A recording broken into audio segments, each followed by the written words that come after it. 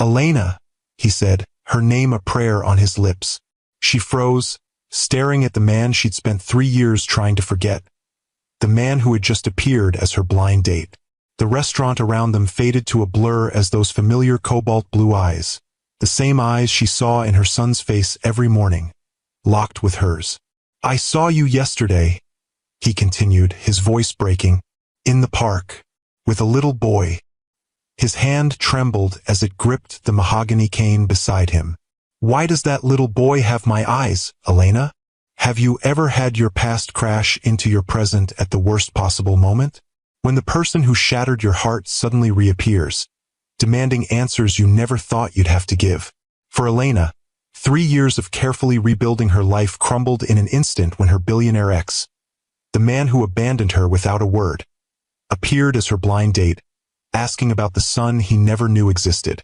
But what if everything she believed about his disappearance was wrong? What if the truth was more heartbreaking than abandonment? And could a love once thought dead rise from the ashes stronger than before? Hey, my beautiful queens, how many times have we built walls around our hearts based on stories we've told ourselves? Stories that seemed so clear, so obvious, until they weren't. We've all been there, haven't we? Constructing entire narratives about why someone hurt us, why they left, why they changed. And sometimes, just when we think we've figured it all out, life humbles us with a truth we never saw coming. Today's story is about that moment when everything you thought you knew gets turned upside down. It's about the courage it takes to listen when every instinct tells you to run. Because sometimes, my sisters, the hardest truths to hear are the ones that heal us the most. And sometimes, true love doesn't just survive the storm. It emerges stronger, more beautiful, and more resilient than we ever thought possible. The autumn sun cast long shadows across Elena Blackwood's office as she stared at the invitation on her desk. The elegant cream cardstock bore only a time, an address, and a promise. A chance to begin again. Madeline, her best friend since college, had arranged everything. The reservation at Celestial, Chicago's most exclusive rooftop restaurant, the mystery date, even the babysitter for Leo. "It's been 3 years, Elena," Madeline had insisted over lunch last week, her voice gentle but firm. "You can't keep living in the past. One dinner. That's all I'm asking." Elena traced her fingers over the embossed lettering. 3 years since Liam Westbrook had vanished from her life without explanation. 3 years of rebuilding herself from the shattered pieces he'd left behind. 3 years of raising their son alone. A son Liam didn't even know existed. The thought of Leo brought an involuntary smile to her face. At 3, he was all curious energy and mischievous grins, with eyes the exact shade of cobalt blue as his father's. Those eyes had been the first thing she'd noticed about Liam when they'd met at a charity auction 4 years ago. That and the quiet confidence with which he'd outbid everyone for a painting she'd been admiring. "You seemed drawn to it," he'd said later, presenting her with the small landscape. "I thought it belonged with you." Elena pushed the memory away and slipped the invitation into her purse. Perhaps Madeline was right. Perhaps it was time to step out of the shadows of what might have been and into whatever future awaited her.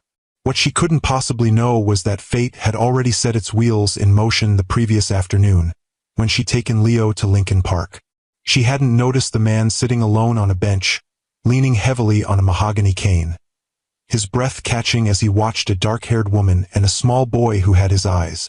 The evening air held the first hint of October's chill as Elena stepped out of the taxi in front of Celestial. The restaurant occupied the top floor of the Archer building, its glass walls and retractable roof offering panoramic views of Chicago's glittering skyline. She smoothed the silk of her midnight blue dress, a color she'd once been told brought out the amber flecks in her brown eyes, and took a steadying breath. "Just dinner," she reminded herself. "Nothing more." The maitre d' greeted her with practiced warmth. "Ms. Blackwood, your party is already seated. Please, follow me." Elena trailed behind him through the dimly lit restaurant, past tables of Chicago's elite engaged in quiet conversation. Candles flickered in hurricane glasses, casting golden light across white tablecloths. The maitre d' led her to a secluded corner where the city spread out below like a carpet of stars. A man sat with his back to her, his broad shoulders outlined against the night sky. Something about the set of those shoulders sent a jolt of recognition through Elena, but she dismissed it as nerves. Until he turned. Time seemed to stop, the restaurant fading to a distant blur around them. Liam Westbrook, older, leaner, with threads of silver at his temples that hadn't been there 3 years ago, looked up at her with the eyes she saw every morning in her son's face. "Elena," he said, her name a prayer on his lips. She couldn't move, couldn't breathe. The maitre d' pulled out her chair, oblivious to the storm raging within her. Elena sank into it mechanically, her knees suddenly unable to support her. "What is this?" she finally managed, her voice barely above a whisper. "I didn't know it would be you," Liam said quickly. "I swear. My assistant arranged it, a blind date. I never imagined." He trailed off, his eyes never leaving her face, drinking her in as if she might disappear. "You look beautiful." Elena's shock gave way to a slow-building fury. 3 years of silence, of wondering, of crying herself to sleep, and he sat there telling her she looked beautiful? "I'm leaving," she said, reaching for her purse. "Elena, please." Liam's voice cracked with emotion. "Just 5 minutes. That's all I'm asking." Something in his tone made her pause, a vulnerability she'd never heard from him before. It was then that she noticed the mahogany cane resting against the table, its handle worn smooth, as if from constant use. 5 minutes, she agreed coldly. "Then I never want to see you again." Relief washed over his face, followed quickly by a shadow of pain. "Thank you." He shifted in his seat, a slight grimace betraying discomfort. "I saw you yesterday in Lincoln Park." Elena's heart stuttered. "What? You were by the duck pond, with a little boy." Liam's eyes glistened in the candlelight. "Why does that little boy have my eyes, Elena?" The directness of the question knocked the air from her lungs. Of all the scenarios she'd imagined for this moment, if it ever came, none had prepared her for the raw emotion in Liam's voice. "His name is Leo," she said finally. "He's 3 years old." Liam closed his eyes briefly, as if absorbing a physical blow. 3 years, he repeated. "Which means?" "I found out I was pregnant 2 weeks after you disappeared." The words came out sharper than she intended, edged with the pain of 1,000 sleepless nights. "The night you were supposed to propose." Liam's hand trembled as he reached for the water glass before him. "I had the ring in my pocket," he said quietly. "Platinum band, emerald-cut diamond. I was going to ask you at the lake house. But you never showed up," Elena finished for him. "No call, no note. You just vanished. Your assistant wouldn't tell me anything. Your family claimed they didn't know where you were." The hurt she'd buried for years bubbled to the surface. "Do you have any idea what that did to me? I thought you were dead, Liam. Then I saw your company announcing new developments, and I realized the truth. I just wasn't important enough. Your empire meant more." "No." The word came out with such force that heads turned at nearby tables. Liam lowered his voice. "That's not what happened, Elena. Not even close." "Then what did happen?" she demanded. "What possible explanation could there be for walking out on someone you claim to love?" Liam's gaze dropped to the cane beside him. "I never walked out on you," he said, his voice rough with emotion. "I couldn't walk at all." Elena stared at him, uncomprehending. "The night I was supposed to meet you at the lake house, I was in a private helicopter," Liam continued. "There was a mechanical failure. We went down in a remote area." He spoke clinically, as if distancing himself from the memory. "The pilot didn't make it. I was trapped in the wreckage for hours before they found me." The anger that had sustained Elena began to waver. "You were in an accident?" Liam nodded. "My spine was damaged. The doctors weren't sure I'd ever walk again. I spent a year in hospitals, surgeries, complications, setbacks. I couldn't even speak for the first 3 months because of the breathing tube. But your company." "My brother stepped in as acting CEO. We kept it quiet, board members' orders. They were afraid the stock would plummet if word got out." A bitter smile crossed his face. Corporate interests protected at all costs. Elena's mind raced, trying to reconcile this new information with the narrative she'd constructed over 3 painful years. Why didn't you contact me?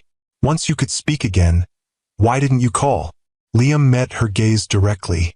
Because I was told my recovery was impossible. That I might spend the rest of my life in a wheelchair, dependent on round-the-clock care. His voice softened. I couldn't ask you to tie yourself to that, Elena. To give up the life you deserved for a man who might never stand beside you again. That wasn't your decision to make, Elena whispered, tears threatening. I know that now. Liam's hand moved across the table, stopping just short of touching hers. I spent the last 2 years at a rehabilitation center in Switzerland. Experimental treatments, physical therapy 8 hours a day. Learning to stand again. To walk. He gestured to the cane. I'm still not whole. I may never be. But I had to try. For myself. And because I never stopped hoping I might find you again. Sisters, have you ever discovered that what you thought was betrayal was something else entirely? Share your experience in the comments below. Elena sat in stunned silence, the restaurant around them continuing its elegant hum of conversation and clinking glasses. The truth of Liam's absence, so different from the abandonment she'd imagined, settled over her like a heavy blanket. When did you come back? She finally asked, her voice steadier than she felt. 2 weeks ago. I've been trying to find you ever since. A shadow crossed his face. Your apartment was sold. Your old firm said you'd moved on. No one would tell me where. I needed a fresh start, Elena said. After. She couldn't finish the sentence. After I broke your heart. Liam completed it for her. I'm so sorry, Elena. More than you can ever know. The waiter approached their table, but Liam waved him away with a subtle gesture. You have a son, he said, wonder and grief mingling in his voice. Our son, Leo. Elena nodded, reaching for her phone. She scrolled to a recent photo and passed it to Liam. Leo grinned from the screen, his dark hair tousled, blue eyes crinkled with laughter as he clutched his favorite stuffed dinosaur. Liam stared at the image, his composure finally breaking. A tear slid down his cheek. He's perfect, he whispered. He looks like my father. He has your stubbornness too, Elena said, a reluctant smile tugging at her lips. And your focus. When he sets his mind to something, there's no distracting him. I've missed everything, Liam said, his voice hollow. His birth, his first steps, his first words. He said book first, Elena offered softly. Then mama. He loves stories. Can't get enough of them. Liam handed the phone back, their fingers brushing. The contact, brief as it was, sent a current through Elena that she'd thought long extinguished. I understand if you hate me, Liam said. If you never want me in your life, in his life again. But please know that not a day went by that I didn't think of you. That I didn't regret my silence. Elena studied the man across from her. The Liam she'd known had been invincible, a force of nature in boardrooms and ballrooms alike. This Liam carried visible wounds, a vulnerability that transformed his once perfect features into something more human, more real. I don't hate you, she said finally. I tried to, for a long time, but I couldn't erase you completely. Not when I saw your eyes looking back at me every morning. Hope flickered across Liam's face. Could I meet him? Just once, if that's all you'll allow. I need to see him, Elena, to tell him who I am, even if he never calls me father. The raw longing in his voice pierced through the last of Elena's defenses. She thought of Leo asking about his daddy, of the half-truths she'd offered in response. He's away on a long trip, she'd say. Somewhere far away. He asks about you, she admitted. I never told him you were gone for good. I couldn't bear to. Liam's breath caught. What did you tell him? That his daddy had to go away, but that he loved him very much. Elena's voice wavered. I didn't want him to grow up feeling unwanted, even if I believed you'd chosen to leave. Thank you for that kindness, Liam said, especially when you had every reason to think the worst of me. The city lights blurred through Elena's tears. 3 years of certainty were crumbling around her, leaving her adrift in possibilities she'd long since abandoned. "Tomorrow," she said suddenly, "we're going to the Botanic Garden in the morning. The children's garden, around 10. If you want to meet him." "I'll be there," Liam promised, his voice fervent. "Even if I have to crawl." For years earlier, Elena Blackwood had not been looking for love when she attended the charity auction benefiting Chicago Children's Hospital. As the newest junior partner at her architectural firm, she was there to network, to make the right connections, not to fall for the most eligible bachelor in the city. She'd been studying a small landscape painting, a lakeside scene that reminded her of childhood summers in Michigan, when she sensed someone beside her. "Beautiful, isn't it?" a deep voice observed. Elena turned to find herself looking up into the most striking blue eyes she'd ever seen. Liam Westbrook, whose face regularly graced the business section of the Tribune, stood beside her in a perfectly tailored tuxedo, his attention seemingly divided between her and the painting. "It reminds me of somewhere I used to go," she replied, surprised by her own candor. "Then you should have it," he said simply. Before she could respond, the bidding began. Elena watched in astonishment as Liam calmly outbid everyone in the room, paying 10 times the painting's estimated value. Later, as the evening wound down, he approached her again, the wrapped painting in his hands. "You seemed drawn to it," he said, offering her the package. "I thought it belonged with you." Elena shook her head. "I can't accept that. You paid a fortune." "The money goes to the hospital," Liam shrugged, "and I'd rather see it with someone who appreciates it for more than its investment value." His smile transformed his face, softening the sharp angles of his jaw, crinkling the corners of those remarkable eyes. "Have dinner with me," he said. "Tell me about the place this reminds you of." Against her better judgment, Elena said yes. That first dinner led to another, and another. Liam Westbrook, it turned out, was not the cold corporate titan the media portrayed. With Elena, he was thoughtful, attentive, surprisingly funny. He listened when she spoke about her dreams of designing spaces that brought people together, that honored both function and beauty. "You see the world differently," he told her one night as they walked along the lakeshore. "Most people in my world only see opportunities, properties to develop, deals to close. You see possibilities, how to make lives better, spaces more meaningful." "Isn't that what you do too?" Elena asked. "Your affordable housing initiative is changing neighborhoods across the city." Liam looked surprised. "You've been researching me. Know thy enemy," she teased. "Isn't that what they say?" He laughed, then grew serious. "Is that what I am? Your enemy?" Elena stopped walking, turning to face him. "No," she said softly. "I'm just not sure what you are to me yet, and that's a little terrifying." Liam reached for her hand, his touch gentle but certain. "I'm whatever you want me to be, Elena, but I hope you'll give us a chance to find out." Their relationship deepened over the following months. Elena was introduced to Liam's world of wealth and privilege, charity galas, private jets, weekend escapes to his lake house in Wisconsin. She met his family, his imperious mother, Vivian, who assessed Elena with cool appraisal, his younger brother, Marcus, whose charm seemed practiced in comparison to Liam's natural warmth.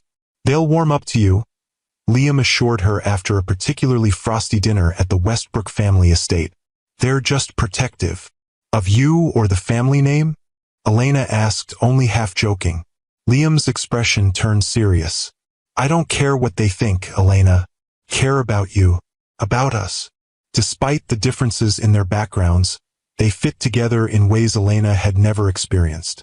Liam challenged her to think bigger about her career.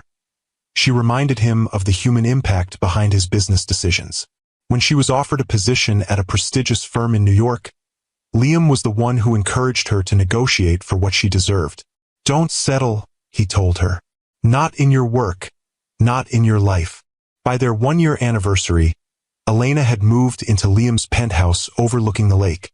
She'd worried about losing herself in his world, but Liam seemed determined to build something equal, something that honored both their identities. I've never felt this way about anyone, he confessed one night as they lay tangled in sheets, the city lights twinkling beyond the windows. You make me want to be better, Elena, to build something that matters.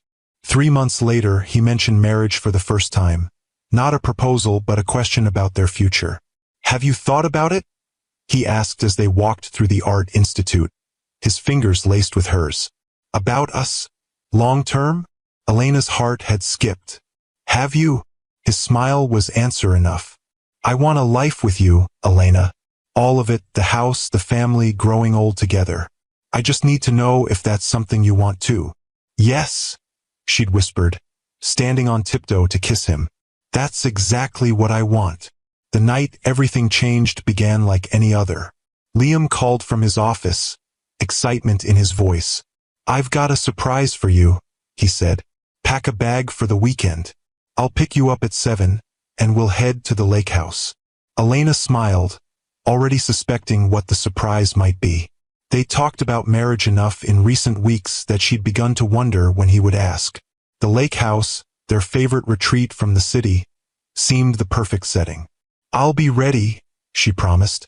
But 7 o'clock came and went. Then 8, then 9. Elena's calls went straight to voicemail.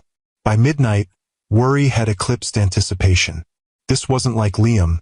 He was unfailingly punctual, and he always called if plans changed. When morning came with still no word, Elena called his office, his brother, even his mother.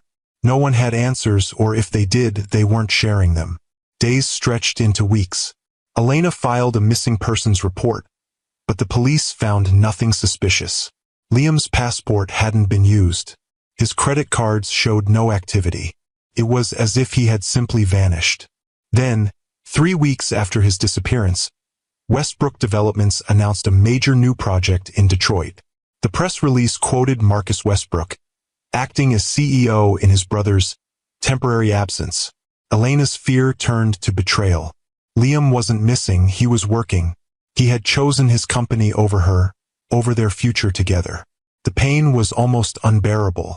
2 weeks later, the final blow came, a positive pregnancy test. Elena was carrying Liam's child, a baby who would be born into a world where its father had walked away without a backward glance. With nowhere else to turn, Elena made the hardest decision of her life. She resigned from her position at the firm, sold most of her possessions, and moved to Minneapolis to start over. She would raise this child alone, away from the shadow of Liam Westbrook and the life they'd almost had. What Elena couldn't know was that at the exact moment she was staring at that positive test, Liam was lying in a hospital bed hundreds of miles away, fighting for his life. The night he was supposed to meet Elena, Liam had indeed been on his way to her, the ring secure in his pocket, his future bright with promise. The company helicopter was a last-minute decision. A traffic accident had closed the expressway, and he couldn't bear the thought of being late.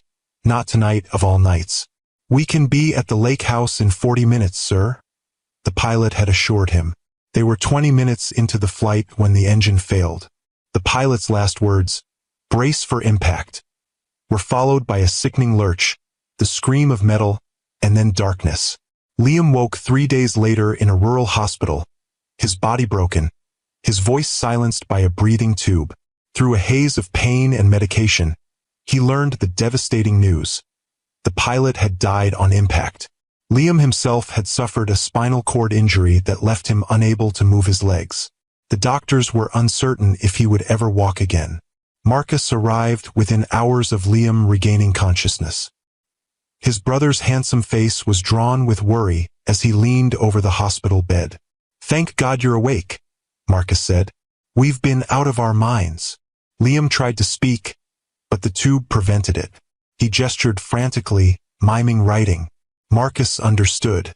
"You want to know about Elena?" Liam nodded desperately. "She's been calling, looking for you," Marcus admitted. "But the board thought it best not to say anything yet. The company stock is already volatile with rumors about your condition.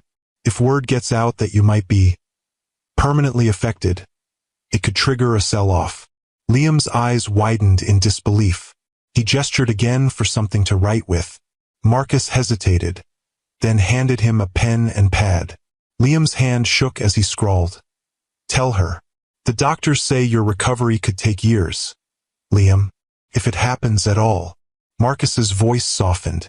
"Do you really want to tie her to that? To watching you struggle? To a life as a caretaker?" Liam wrote again, "My choice. Hers. Mother agrees with me," Marcus continued, as if Liam hadn't responded. "Elena is a lovely woman, but she's young. She has her whole life ahead of her. Would you really ask her to sacrifice that?" The words struck at Liam's deepest fear, that Elena would stay with him out of obligation, out of pity, that she would give up her dreams, her chance at a normal family, to care for a man who might never walk again.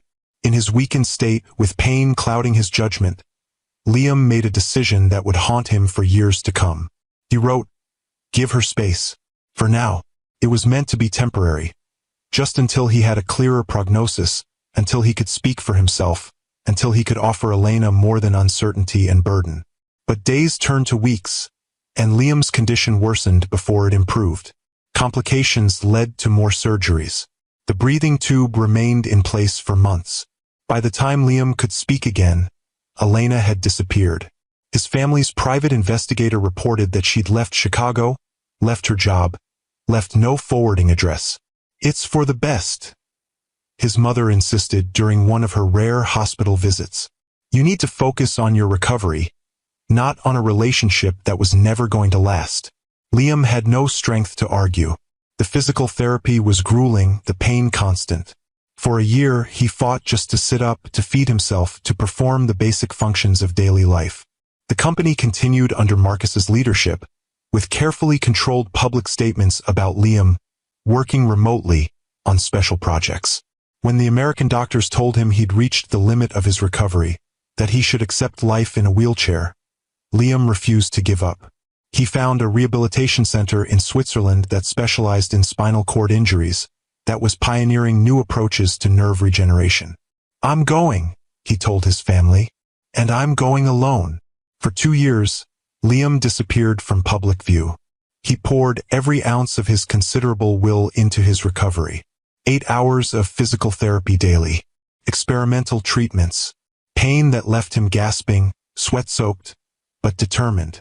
Slowly, miraculously, sensation returned to his legs. First a tingling, then the ability to move his toes, then his feet. The first time he stood, supported by parallel bars, his therapists hovering nearby, Liam wept. Not just from the achievement, but from the hope it represented. Hope that he might one day stand beside Elena again, if only he could find her.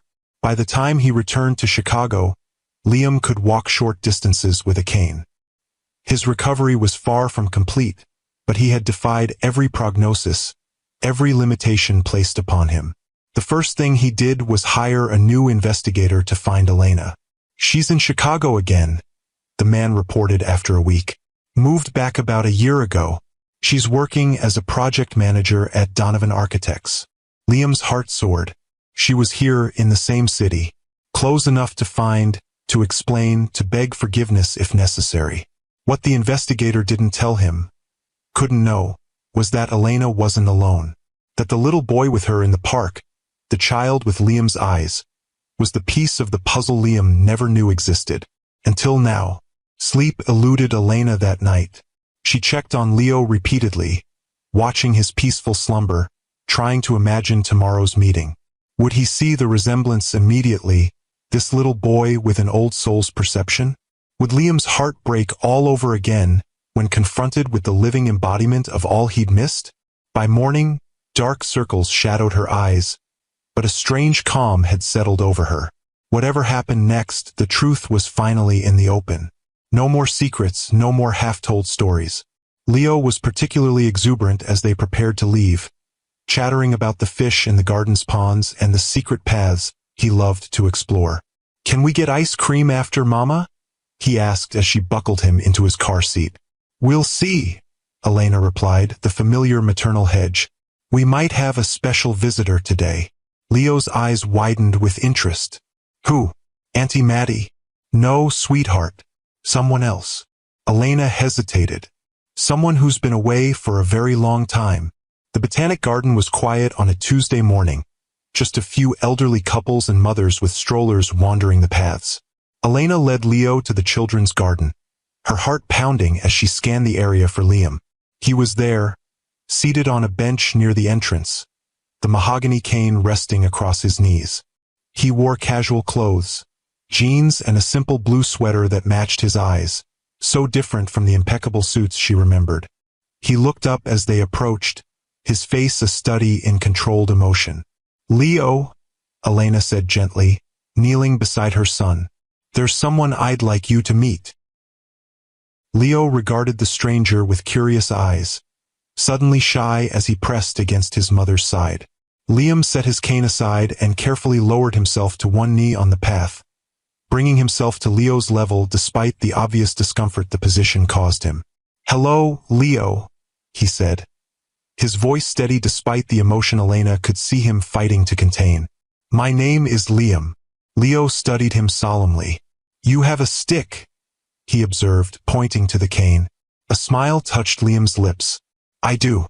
It helps me walk because my legs don't work as well as they used to." "Did you get an OWI?" "A very big OWI," Liam confirmed.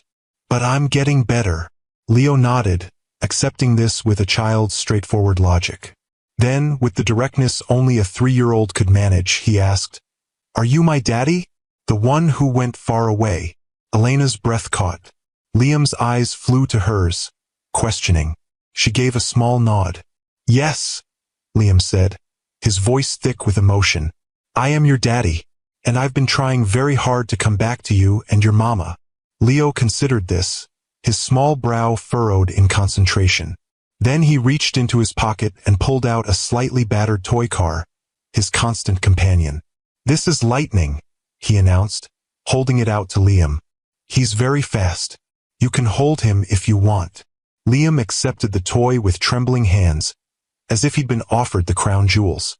"Thank you," he said. "I'll be very careful with him."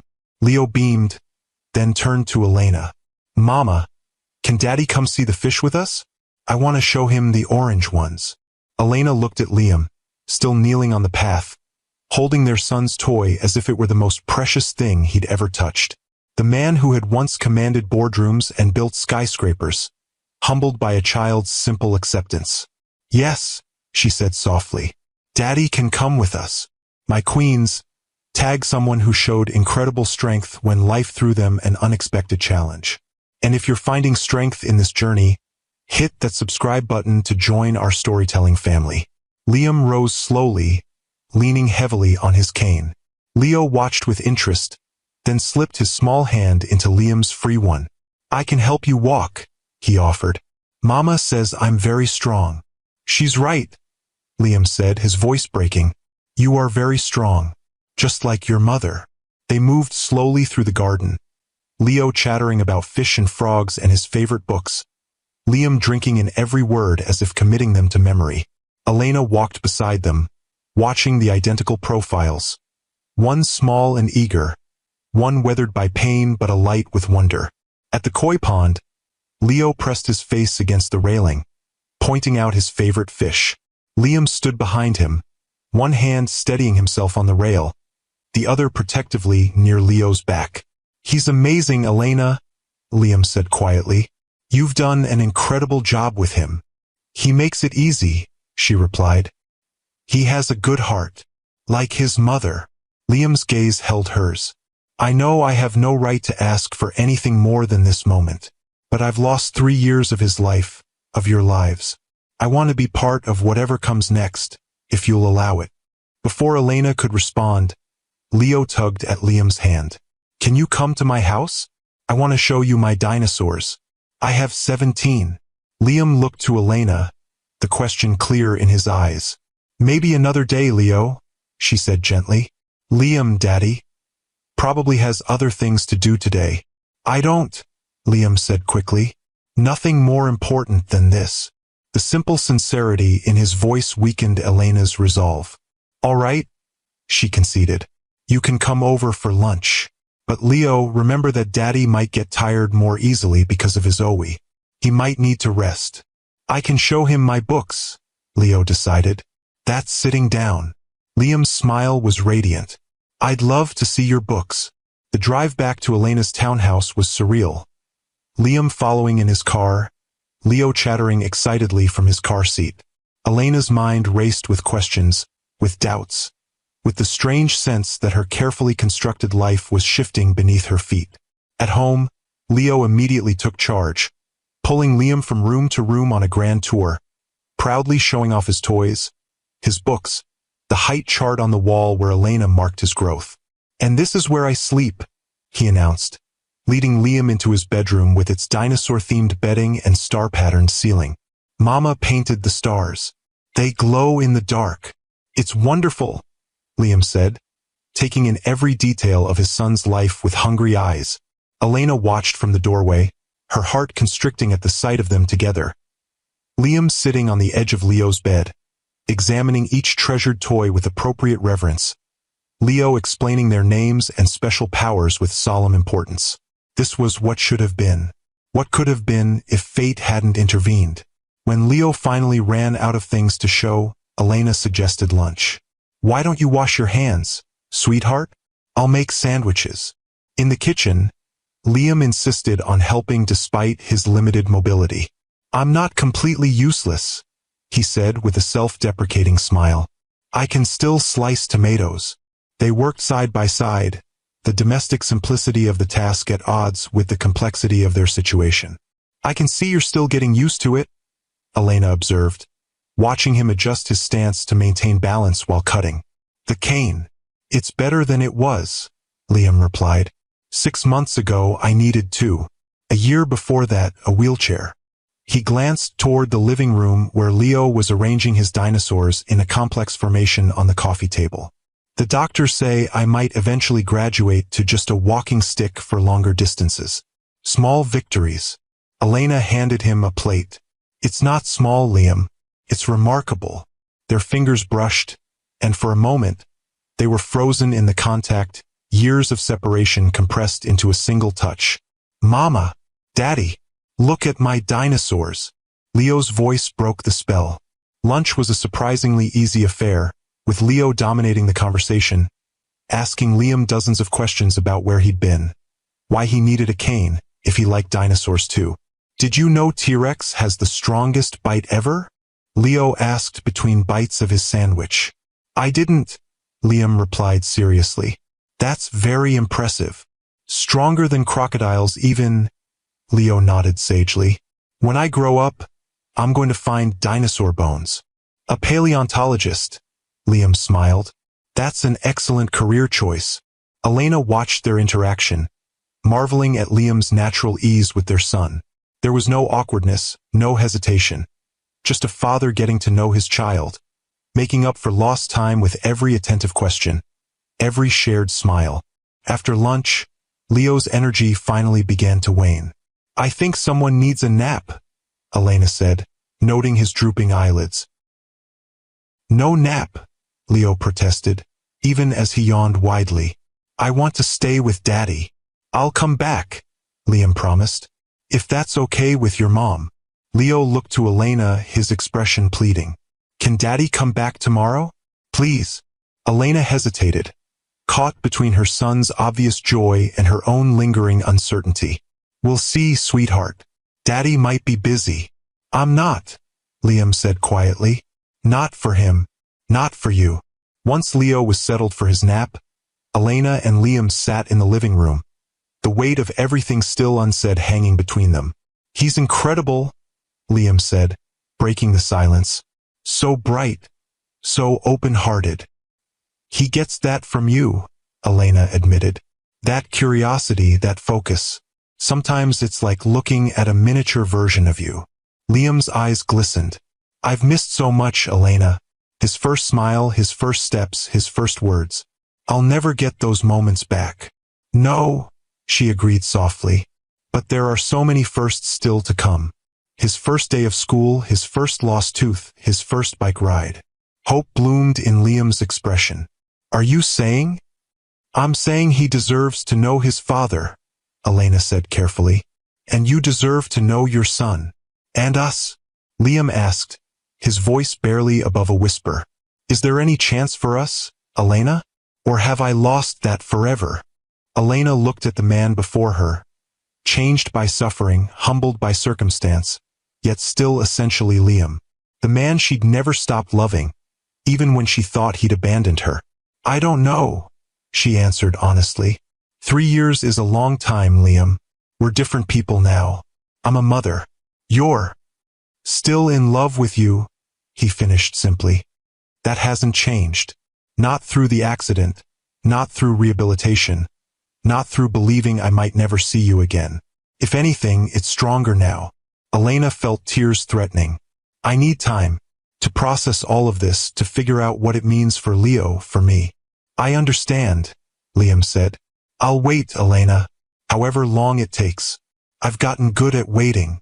As he prepared to leave, leaning more heavily on his cane than he had earlier, a sign of fatigue he couldn't quite hide, Liam paused at the door. There's something else you should know, he said. I'm not running Westbrook Developments anymore. Marcus is CEO now. Elena's surprise must have shown on her face. The accident changed my priorities, Liam explained. I'm still on the board, but I've started a foundation instead, funding research for spinal cord injuries, making buildings more accessible, using what happened to me to help others. That sounds like the Liam I knew, Elena said softly. The one who wanted to build something that matters. His smile was tinged with sadness. I'm trying to be worthy of a second chance, Elena. With Leo. With you. If that's even possible. After he left, Elena stood at the window, watching him make his slow, careful way to his car. 3 years ago, she would have run after him, would have fallen back into his arms without question. Now caution tempered her heart. She had Leo to consider, and the fragile life she'd built for them both. Yet as she turned back to the quiet apartment, to the dinosaurs still arranged on the coffee table, to the toy car Liam had carefully returned to its place of honor on Leo's shelf, Elena felt something she hadn't allowed herself to feel in years. Hope. The weeks that followed established a tentative new normal. Liam visited regularly, gradually becoming a fixture in Leo's life. They developed their own rituals. Saturday mornings at the museum, Sunday afternoons with books spread across Elena's living room floor. Leo blossomed under his father's attention, his natural confidence growing as he basked in the love of both parents. Elena watched their relationship develop with a mixture of joy and trepidation. Joy at seeing her son so happy, at witnessing the bond that formed so naturally between them. Trepidation at the growing realization that her own feelings for Liam were resurfacing, stronger and more complex than before. He's different, Madeline observed over coffee one morning, after Leo had proudly introduced his father to his Auntie Maddie the previous weekend. Softer somehow. Less invincible, Elena suggested. Exactly. The Liam Westbrook I remember was untouchable. This man. Madeline shook her head. He looks at you and Leo like you're his whole world. We're not together, Elena reminded her friend. We're co-parenting. That's all. Madeline's knowing smile said she didn't believe that for a second. Whatever you say, honey. Just remember, sometimes the universe has a way of bringing people back together for a reason. The universe, it seemed, had other plans entirely. 3 months after Liam's reappearance in their lives, Leo woke one morning burning with fever, his small body racked with chills. Mama, he whimpered. My head hurts. The pediatrician diagnosed a severe ear infection that had spread, recommending immediate hospitalization for 4 antibiotics. Elena called Liam from the emergency room, her voice shaking. I'm on my way, he said without hesitation.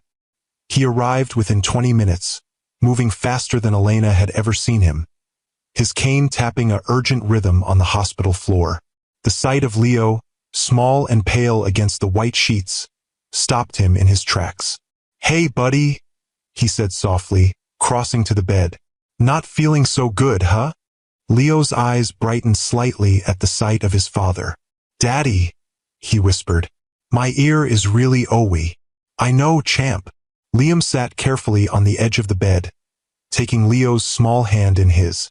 But these doctors are going to make it better. And Mama and I are going to stay right here with you. Elena watched from the doorway as Liam leaned close, whispering something that made Leo smile despite his pain. In that moment, she saw what she'd been trying to deny for months. They were already a family. Not the one she'd imagined years ago, but perhaps something stronger, forged through separation and reunion, through pain and healing. The next 48 hours became a blur of doctors, nurses, medication schedules, and fitful sleep in uncomfortable hospital chairs.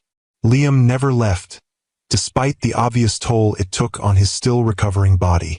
He charmed the nurses into bringing extra pillows, read endless stories when Leo couldn't sleep, and held Elena's hand during the worst moments when their son's fever spiked dangerously high.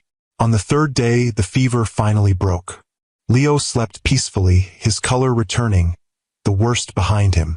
Elena and Liam sat side by side in the small room, exhaustion etched on both their faces. "You should go home," Elena said.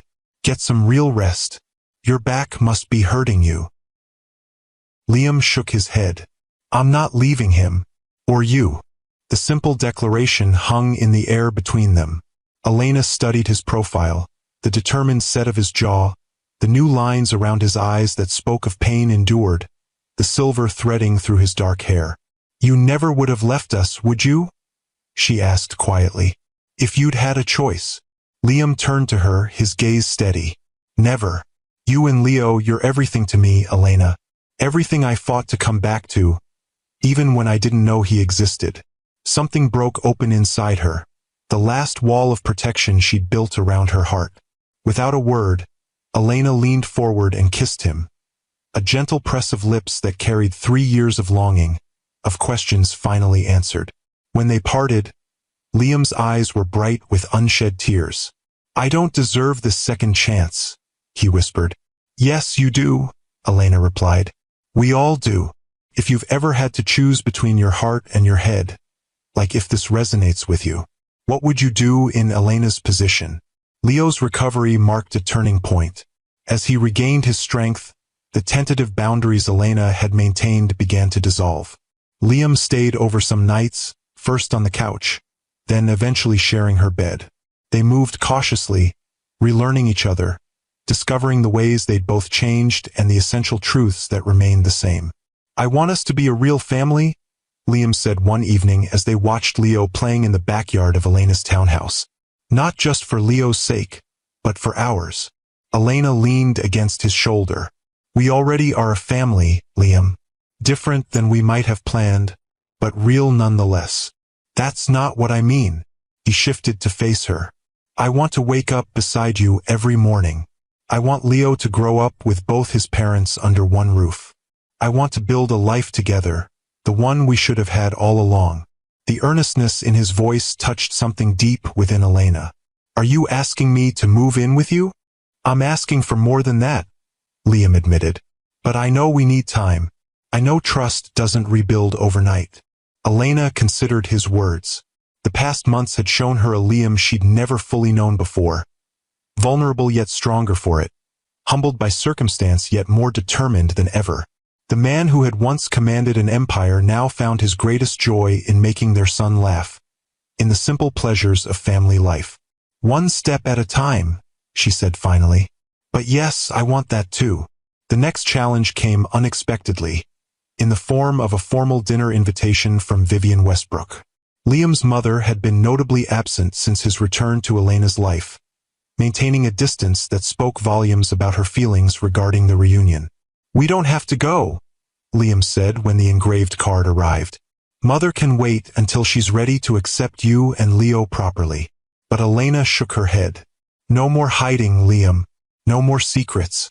If we're going to be a family, we need to face everything together, including your mother." The Westbrook family estate sprawled across several acres in the city's most exclusive suburb, its manicured gardens and imposing facade a testament to old money and careful preservation. Elena had visited only a handful of times during their previous relationship, always feeling slightly out of place among the antiques and ancestral portraits.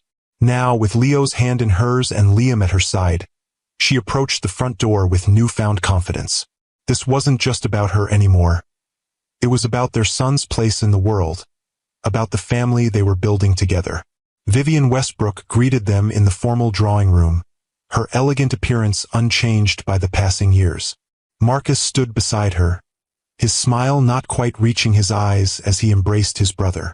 "Elena," Vivienne acknowledged with a cool nod. "And this must be Leo."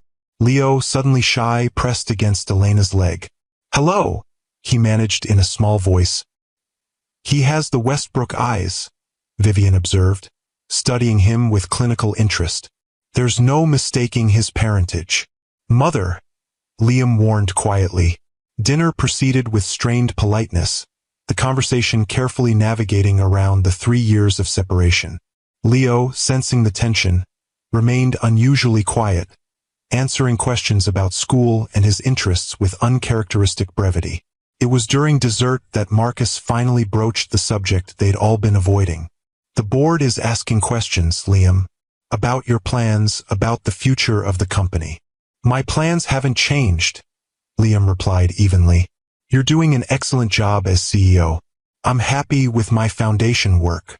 But surely now that you're recovered," Vivienne interjected, her gaze flicking to the cane resting against Liam's chair, "you'll want to resume your rightful position." "My recovery is ongoing, Mother, and my priorities have shifted." Liam's hand found Elena's under the table. "My family comes first now." "Family?" Vivienne repeated, the word laden with unspoken judgment. "Yes, well, speaking of family, there are certain arrangements that should be discussed. For the boy's future." "Leo," Elena corrected firmly. "His name is Leo." "Of course," Vivienne conceded with a thin smile. "For Leo's future. The Westbrook name carries certain responsibilities, certain expectations." Liam's posture stiffened. "Leo will grow up knowing who he is and where he comes from. But Elena and I will decide what's best for him. Not the board, not the family legacy." "You've always been idealistic, Liam," Marcus said with a patronizing smile. "But reality has a way of asserting itself. The company needs strong leadership. The Westbrook name needs protection." "Protection from what, exactly?" Elena asked, her patience wearing thin. Marcus's gaze shifted to her. "From complications. From distractions." "Like me?" Elena challenged. "Or like the truth about why Liam disappeared for 3 years?" A heavy silence fell over the table. Leo looked up from his dessert, sensing the shift in atmosphere. "Mama," he whispered, "can we go home now?" "Soon, sweetheart," Elena assured him, then turned back to the Westbrooks. "You kept us apart. You let me believe Liam had abandoned me, abandoned our child. And now you sit here talking about family legacy." "We did what was necessary," Vivienne said coldly. Liam was in no condition to make decisions. The company was at risk. "The family name," Liam interrupted, his voice quiet but firm. "My family is sitting right here, Mother. Elena and Leo.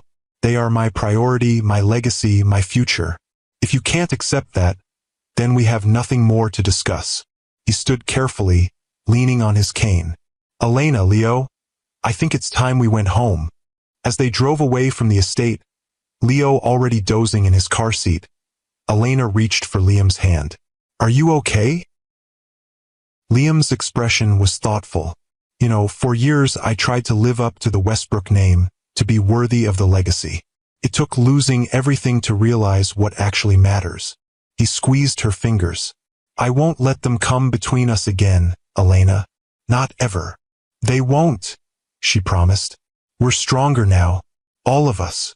The confrontation with the Westbrooks marked a final turning point. With the past fully exposed, with all secrets laid bare, Elena and Liam could finally look toward the future without shadows hanging over them. Spring arrived, bringing with it Leo's 4th birthday. They celebrated at the Botanic Garden, the place where their family had truly begun to heal, with a small gathering of friends. Madeline was there, taking far too many photos and spoiling Leo shamelessly. Even Marcus came without Vivienne, bringing an extravagant gift and an awkward but seemingly genuine attempt at reconciliation. As the party wound down, Liam asked Elena to walk with him to the Japanese garden, leaving Leo happily occupied with Madeline and his new toys. "I have something to show you," he said, leading her along the winding path to a secluded corner where cherry trees bloomed in delicate pink profusion. Elena gasped softly. In the center of the small clearing stood the painting, the lakeside scene from the charity auction where they'd first met, now mounted on an elegant easel. "You kept it?"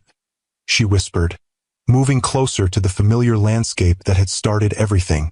"It was the one thing I insisted on having in my hospital room," Liam said, coming to stand beside her. "When I couldn't speak, couldn't move, it reminded me of you, of what I was fighting to return to." He reached into his pocket and withdrew a small velvet box.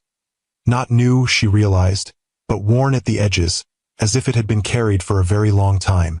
"I've been carrying this for 4 years, Liam said, his voice steady despite the emotion in his eyes. "I had it with me the night of the accident. The paramedics found it in my pocket when they cut away my clothes." He opened the box to reveal a platinum band with an emerald-cut diamond, exactly as he described that night at the restaurant. "I was going to ask you at the lake house. I had it all planned. Dinner on the dock, the sunset over the water." Liam carefully lowered himself to one knee, balancing with his cane. "Life didn't go according to plan, Elena, but maybe that's the point. What we have now, it's been tested by fire, by time, by pain. And it's still here, stronger than before." He held the ring up to her, the diamond catching the dappled sunlight filtering through the cherry blossoms. "Elena Blackwood, will you marry me? Will you build a life with me? Not the one we might have had, but something new, something even more beautiful because we know exactly how precious it is." Tears blurred Elena's vision as she looked down at this man, once so powerful, now humbled but somehow stronger.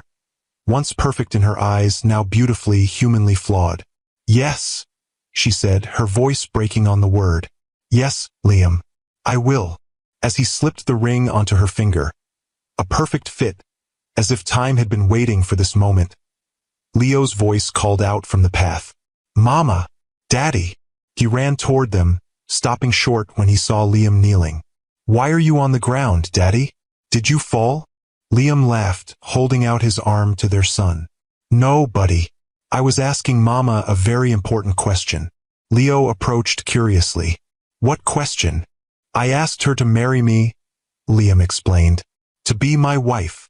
Leo's brow furrowed in concentration. "But she's already your family. And I'm your family too." "That's right," Elena said, kneeling beside Liam so they were both at Leo's level. "But getting married is a special promise. It means we'll all live together, always." Leo's face brightened. "In the same house? Every day?" "Every day," Liam confirmed. "What do you think about that?" Leo considered this momentous question with all the seriousness a 4-year-old could muster. Then he nodded decisively. "I think yes. And can I have a dog?" Elena and Liam exchanged glances, laughter bubbling up between them. The pure, unrestrained joy of a family finding its way home. "We'll talk about the dog," Elena promised, pulling Leo into their embrace. They were married 3 months later in the garden of the lake house, the place where their story should have begun, now transformed into the setting for their new beginning. The ceremony was small, intimate, with only their closest friends in attendance. Madeline stood as Elena's maid of honor, while Marcus, making tentative steps toward redemption, served as Liam's best man. Leo, resplendent in a miniature suit that matched his father's, carried the rings on a small pillow, his face a study in concentration as he navigated the grassy aisle. Vivian Westbrook did not attend. Her absence was a wound still healing, a relationship that would take more time to mend, if it ever could. But her shadow no longer darkened their joy. As they exchanged vows beneath an arbor of white roses, Elena looked into Liam's eyes and saw their entire journey reflected there. The love they'd found, lost, and reclaimed. The pain that had shaped them. The joy that had sustained them. "I promise to walk beside you," Liam vowed, his voice carrying across the still lake water, "through whatever life brings us, to cherish every moment, knowing how precious and fragile time can be. To love you and Leo with everything I am, everything I have, for all the days of my life."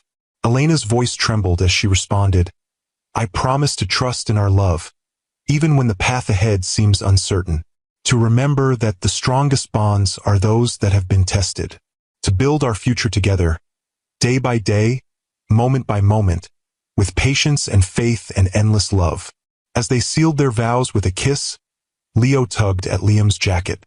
Are we a forever family now? He whispered loudly enough for everyone to hear. Liam lifted his son into his arms, his strength having returned enough for this moment he dreamed of through countless hours of rehabilitation. Yes, buddy, he said, including Elena in their embrace. We're a forever family now. The reception that followed was filled with laughter, with dancing, Liam moving carefully but joyfully with his new wife, then with Leo standing on his shoes, with toasts to second chances and unexpected blessings. As the evening drew to a close, Elena found herself standing at the edge of the dock, looking out over the lake that had featured in the painting that brought them together. Liam joined her, his cane tapping softly on the wooden planks. Happy? He asked, slipping his arm around her waist.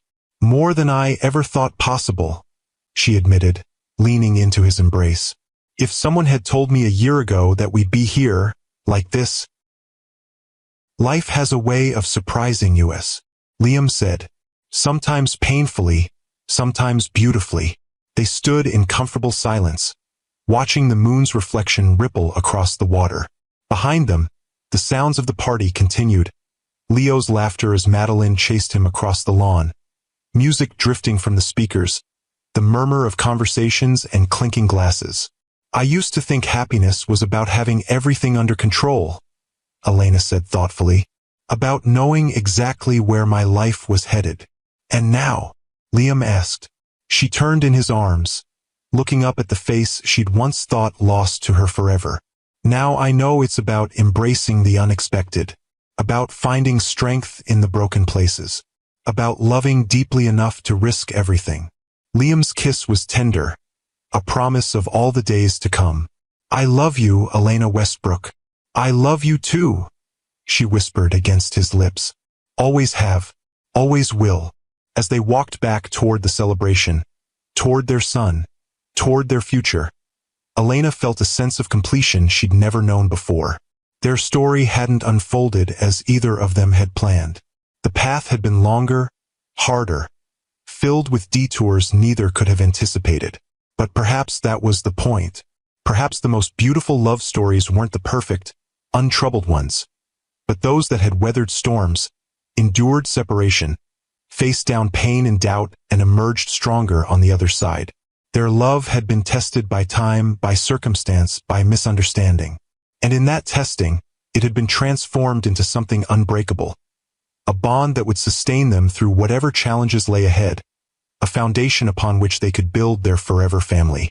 My beautiful sisters, if this story touched your heart, please share it with someone who needs to hear that sometimes. The most beautiful love stories include chapters of heartbreak and redemption. And don't forget to subscribe for more timeless love tales with Mr. Harrison.